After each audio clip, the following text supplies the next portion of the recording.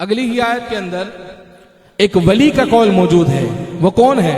اللہ فرماتا ہے قال الذی عنده علم من الکتاب. اس نے کہا سلیمان علیہ السلام کے سامنے، اب اس نے بات شروع کی جس کے پاس کتاب کا علم تھا. کہہ دو نا سبحان اللہ. دیکھیں قرآن سے بات بیان کر رہا ہوں، اپنی طرف سے نہیں. جو اللہ تعالیٰ نے قرآن میں فرمایا سورۃ النمل میں، پہلے عفریت کی بات، جن کی بات بیان کی، پھر فرمایا قال الذی عنده علم من الکتاب. اس نے کہا جس کے پاس کتاب کا علم تھا. کیا کہا؟ انا آتیک بہ قبل ان یرتد الیک طرفک. حضور آپ کی پلک جھپکنے سے پہلے لے آؤں گا. آپ اوپر سے اگر نیچے دیکھیں جتنا وقت اس میں لگتا ہے، حضور میں آپ کے سامنے وہ تخت حاضر کر دوں گا. یہ کون تھے؟ کہا یہ حضرت سلیمان کی امت کے ولی تھے. ان کا نام آصف بن برقیہ، اور یہ سلیمان علیہ السلام کے وزیر تھے. انسان تھے، جن نہیں تھے، ولی تھے. اللہ نے ان کی صفت کو بیان کیا علم من الکتاب.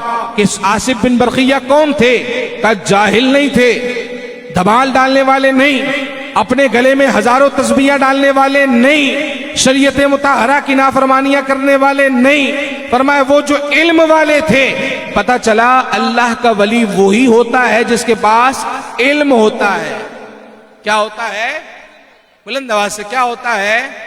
علماء فرماتے ہیں، بزرگان دین فرماتے ہیں کہ اللہ تعالیٰ جس کو ولی بنانا چاہے پہلے اس کے سینے کو علم سے منور کر دیتا ہے، بعد میں اپنی معرفت عطا فرماتا ہے. یہ ولایت کا خاصہ ہے. تو اللہ نے علم کی شان کو بیان فرمایا. اب آپ غور کریں، ولی کی طاقت اور جن کی طاقت. ولی کی طاقت اور بلند آواز سے ولی کی طاقت اور جن کی طاقت. آج کل کے ہمارے ہاں جو ڈاکٹر انجینئر ہیں کہتے اتنے جدید کیمرے ہو گئے، کرامت ویڈیو میں نظر کیوں نہیں آتی؟ میں نے کہا اس کیمرے پر ہمارا ایمان نہیں، نہ اللہ پوچھے گا کہ کیمرے کی ویڈیو پر ایمان ہے یا نہیں، لیکن یہ ضرور ہے کہ اللہ نے کرامت کو قرآن میں بیان کیا ہے. بات سمجھ میں آ رہی ہے؟ اللہ نے کرامت کو پکا ثبوت، اس سے بڑھ کر دنیا میں ہو ہی نہیں سکتا کرامت کے ہونے پر، کہ اللہ نے اس کو قرآن کا حصہ بنایا، آیتوں میں بیان کیا.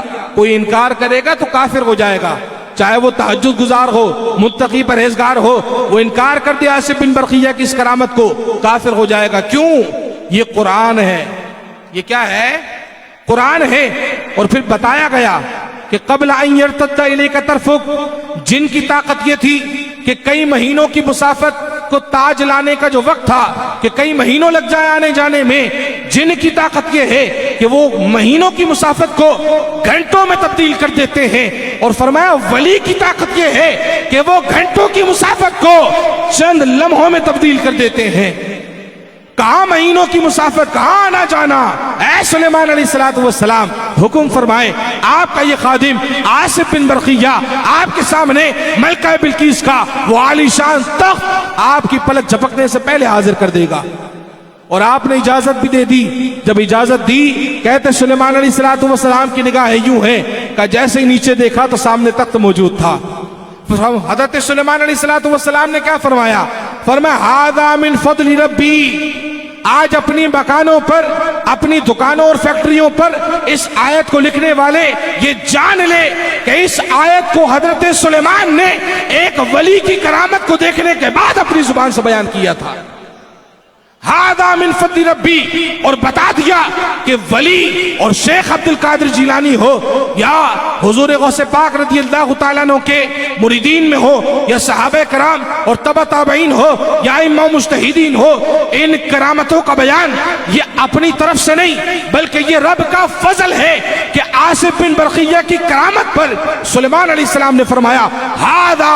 اس میں اشارہ کے لیے ہے. اس کا مطلب سامنے جو قریب چیز ہو اس کی طرف عربی کے اندر اشارہ کیا جاتا ہے. فرمایا ھذا من فضل ربی. اس تخت کا آصف بن برقیہ کا چند لمحوں میں لانا یہ میرے رب کا فضل ہے. تو کرامت یہ بابوں کی نہیں ہے، یہ رب کا فضل ہے. یہ کرامت یہ کوئی ایسا نہ سمجھے کہ کوئی ڈھونگ ہے یا اپنی طرف سے بابو من چاہے کوئی بات بنا دی ہے، نہ یہ رب کا فضل ہے جو اللہ نے قرآن میں بیان فرمایا ہے